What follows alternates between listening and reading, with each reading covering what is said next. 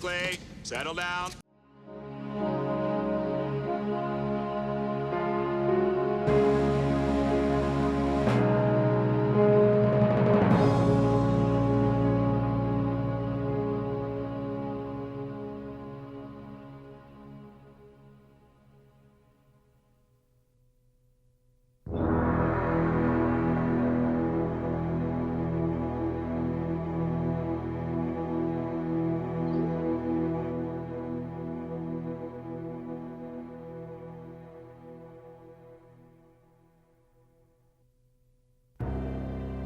On the morning of June 25, 1950, General MacArthur flew from Tokyo into Suwon Airfield, 15 miles south of Seoul. There, he was met by President Syngman Rhee, the ROC Minister of Defense, and the U.S. Ambassador. Borrowing a car, MacArthur's entourage drove north to a point overlooking a railroad bridge about to be blown over the Han River. The capital was burning, and artillery rounds were bursting on its north side. The road south was full of refugees. The remnants of the retreating ROC 1st, 7th, and Capital Divisions were fleeing the city as the North Koreans lunged in from the north to take the port of Inchon. It was here MacArthur made the decision to turn the tide and request authority to commit ground troops and air support from President Truman. He already had a plan in mind, and it required an amphibious landing in the enemy's rear. He told them, "If I had a Marine division, I'd land them here and trap the NKPA between a hammer and an anvil." After 2 months of fighting, MacArthur would finally have his chance. Making matters worse, Inchon had no beaches, just miles of seawalls along the waterfront. They also had no way of knowing how many North Koreans guarded Inchon. MacArthur's greatest difficulty, however, lay in convincing the Joint Chiefs of Staff to approve an amphibious landing. Even though MacArthur enjoyed great successes using amphibious landings in World War II, many people believed that they could no longer be effective in a world with nuclear weapons. It was a dangerous maneuver, and the senior military officers, particularly the Navy, absolutely did not want that maneuver executed. They was concerned that it would be a failure. There were several things against it. One, of course, was a tide. The tide in that area was a 30-foot tide, and you have a narrow envelope in getting in and getting the troops off without being sitting there in the middle of the mud. Senior military officers were sent from the Chiefs of Staff of the U.S. Army to talk him out of it. And when he got through selling it, he went back and he kind of got talked into it, so that eventually they agreed to do the amphibious operation. If it hadn't been MacArthur, it wouldn't have occurred. The Joint Chiefs of Staff did not believe that Cates could have the 1st Marine Division ready for the Inchon assault in accordance with MacArthur's timetable. They exacerbated the problem by not immediately giving the green light. Cates put his career on the line by guaranteeing the JCS that the unit would be ready for the Inchon assault. On August 22, 1950, when 1st Marine Division Commander Major General Oliver P. Smith arrived in Tokyo with his planning staff, he did not know that MacArthur had already set September 15 as D-Day at Inchon. He learned that to float an amphibious force up to the seawalls encasing Inchon required a 33-foot tide, which occurred only on September 15 and again in mid-October. Smith doubted whether he could complete the planning in the time allotted, but MacArthur insisted he must. He expected Smith's 1st Marines to spearhead the assault, followed by Major General Edward Ullman's 10th Corps, and the Army's 7th Infantry Division. Neither Smith nor JCS agreed with MacArthur's risky Inchon Seoul operation. Even the 7th Fleet Commander, Admiral Arthur Struble, had his doubts. But Smith had no say in the decision, and the JCS merely voiced their objections and let MacArthur have his way.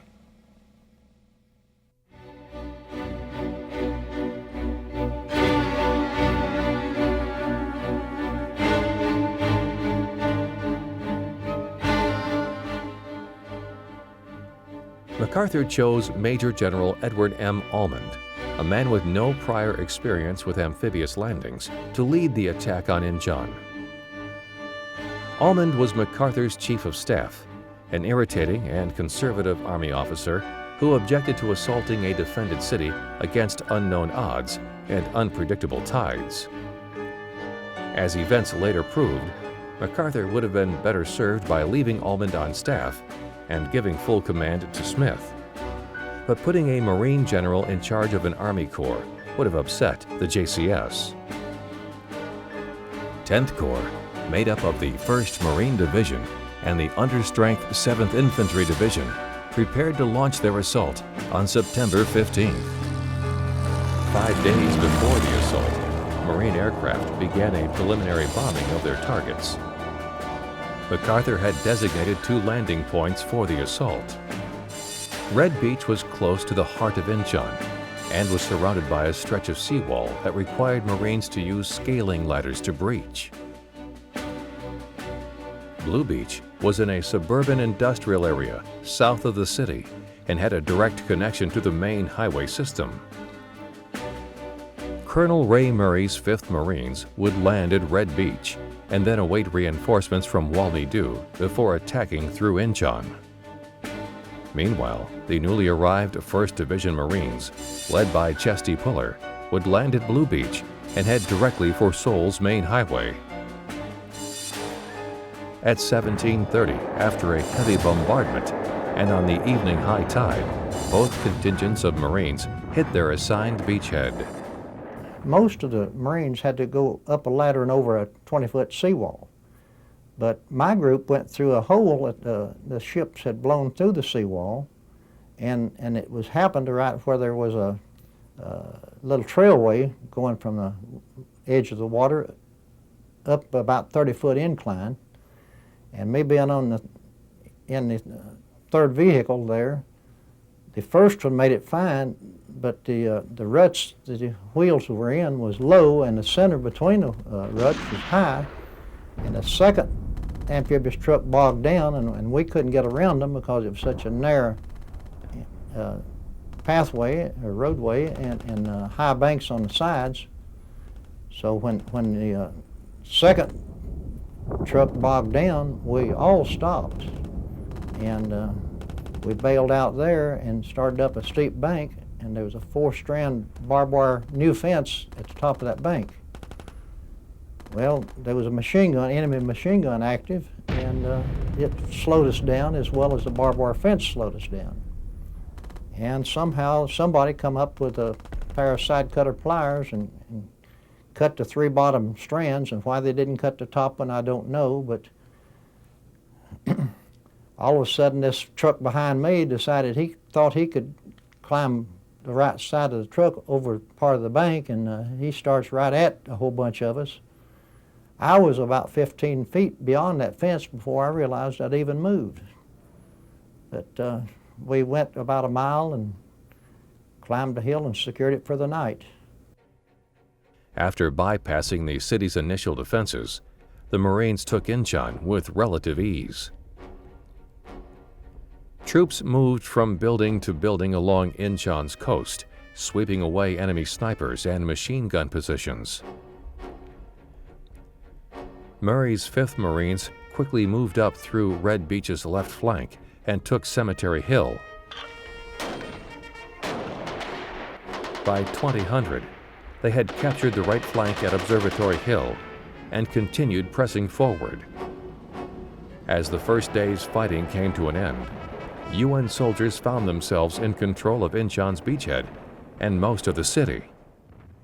We went in the day at Inchon there, and went up towards Seoul. And the battle for Inchon didn't last very long. There were not many troops there at all. We went up towards Seoul. By the following afternoon, the assault phase of the operation concluded in total success, with only 24 Marines killed and 174 wounded. General Smith placed Korean Marines in the rear to mop up Inchon and pushed on to Seoul. Once again, the Marines held up their end of the bargain. Now it was General Walker's turn to keep the ball rolling.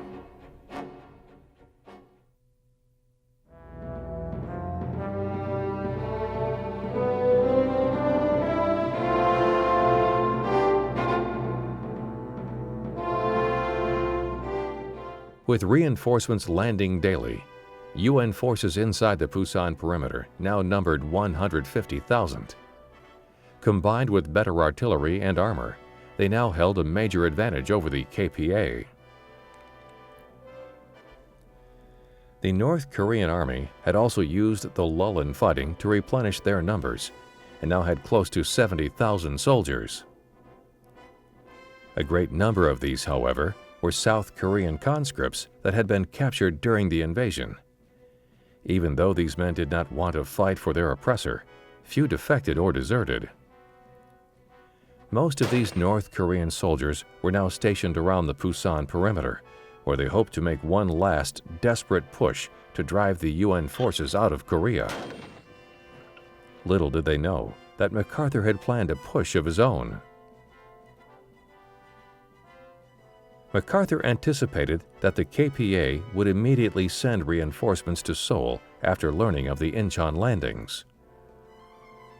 Hoping to take pressure off 10th Corps, MacArthur ordered General Walker's 8th Army to break out of Busan on September 16th. When the date for their attack came, Walker's force was well prepared. North Korean troops around the perimeter were hit hard as UN soldiers surged across the Nektong River. Air Force F-51s chased after fleeing KPA units, dropping napalm before they could escape.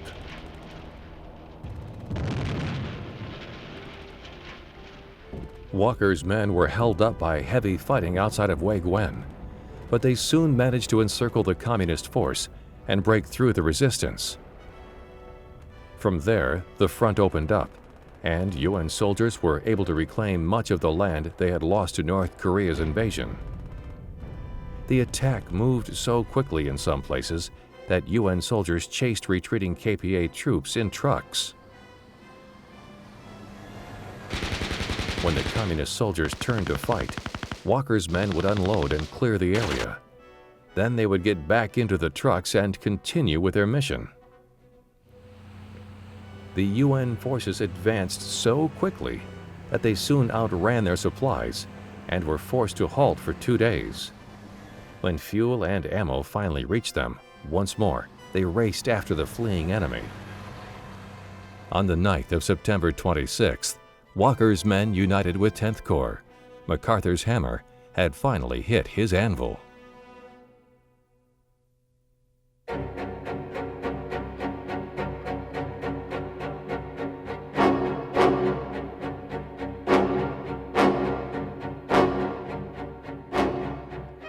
While 8th Army Division broke out of Busan, 10th Corps was moving frantically along Seoul's main highway. Before joining back up with Puller's 1st Marine Division, Colonel Murray's 5th Marines made a detour out of Inchon to capture Kimpo Airfield. Like Inchon, the airfield was lightly defended, and Murray's men had little trouble taking it. Kimpo Airfield was one of the few hard surface landing strips in Korea and gave the UN forces an invaluable prize against North Korea.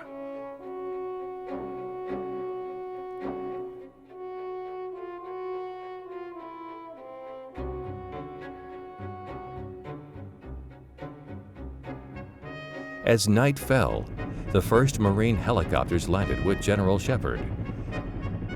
2 days later, MAG-33 landed at Kimpo and began flying air support for Ullman's 10th Army Corps. While Kimpo and Inchon had been taken without much resistance, the road to Seoul would prove something entirely different.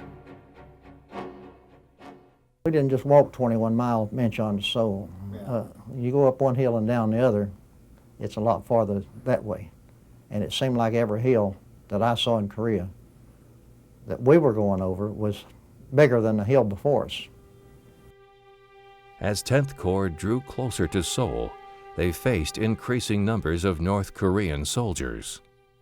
Unlike previous battles at Inchon and Kimpo, these engagements proved both hard-fought and extremely violent. Well, at times it's pretty rough. I saw my lieutenant look up over a dike, take a bullet right in the middle of his head. And that was the first injury that I saw. And I mean, it was close to me. And we had a corporal that was shot in the groin while taking a prisoner just a day or two before that. He wasn't very far from me. But it wasn't like some of the Pacific battles were that we had heard about and had a little training about. But we knew it was serious business. Even though many of the KPA's soldiers were in retreat, the North Korean command managed to send some reinforcements to Seoul. Puller's 1st Marines pushed along the Incheon-Seoul highway toward Yeongdon-po, brushing off the first of several NKPA counterattacks. On September 21st, Puller found the enemy massed with Soviet tanks on Seoul's outskirts. While Company A worked around the enemy's flanks, the rest of the regiment blasted the tanks, routed the force in front, and walked into Yeongdong-po in the morning. The 1st and 5th Marines then crossed the Han River. There, they were joined by the 7th Marines and the 7th Infantry Division and pushed into Seoul. On paper, it looked like a cakewalk. In reality, it was a bitter battle for every block of the city and every square inch of the surrounding hills. In an attempt to slow the UN forces, KPA troops took up positions in the hills along Seoul's western border. The fighting was intense, as Marines had to utilize air support and tanks to break through. Still, they were barely able to drive the North Koreans from the peaks. The cost in blood and lives was high. The 5th Marines suffered over 85% casualties attempting to take Hill 66 outside of Seoul. With only 33 men still capable of fighting, the surviving 5th Marines led a desperate bayonet charge up the hill and managed to take the peak. Once inside Seoul, the Marines quickly went to work. The city had to be taken block by block, as North Korean soldiers put up resistance at seemingly every intersection. As far as Seoul now, I think my company probably was going up the main street of Seoul. And we, one afternoon, had passed through about a 20-foot break in a sandbag barricade across the street. We got about 100 yards past there and had a 4-man fire team about 100 yards ahead of us, and we knew at least 2 of the 4 was wounded.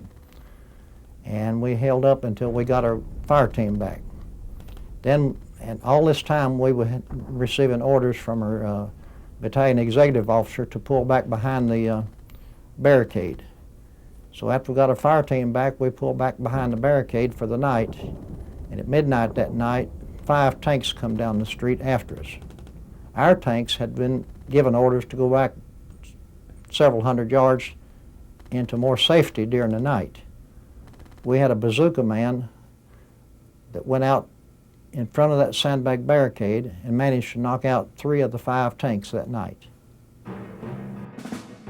The T-34 tank, which had seemed nearly invincible at the beginning of the war, was now vulnerable to attack thanks to improved weapons and experience.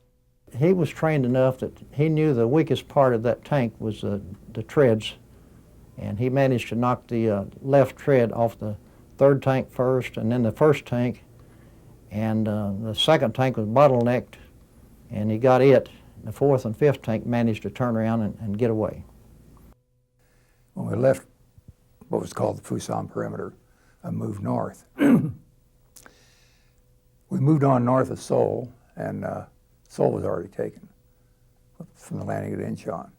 We moved on north of Seoul, and we were going to cross 38th parallel. Of course, we stopped there because no word had been given to cross it yet. Then the word came across 38th parallel, and the first tank moved out and hit a mine. So that kind of slowed things down a little bit. They pulled back. And there was infantry there with us, said all the time. But that mine went off. They kind of started pulling back a little bit, not getting up too close behind the tank. Makes sense. But next day, we started to move up, and there was quite a bit of rifle and machine gun fire, but you couldn't see a thing. It was foggy. You could hear it all, but you couldn't see a thing. You know, you see maybe 50 meters. And they had been told, I say they, our people had been told from some prisoners that they were going to put some tanks on us the next day. Well, that was the morning we crossed. After they had some engineers up to clean out the mines. And that was probably what the firing was. They were trying to keep the engineers away. But we moved across, and you stop, and you could hear tracks. You could smell diesel smoke. We had gasoline engines. It was kind of eerie, really. We knocked out 8 tanks that morning, 8 of them.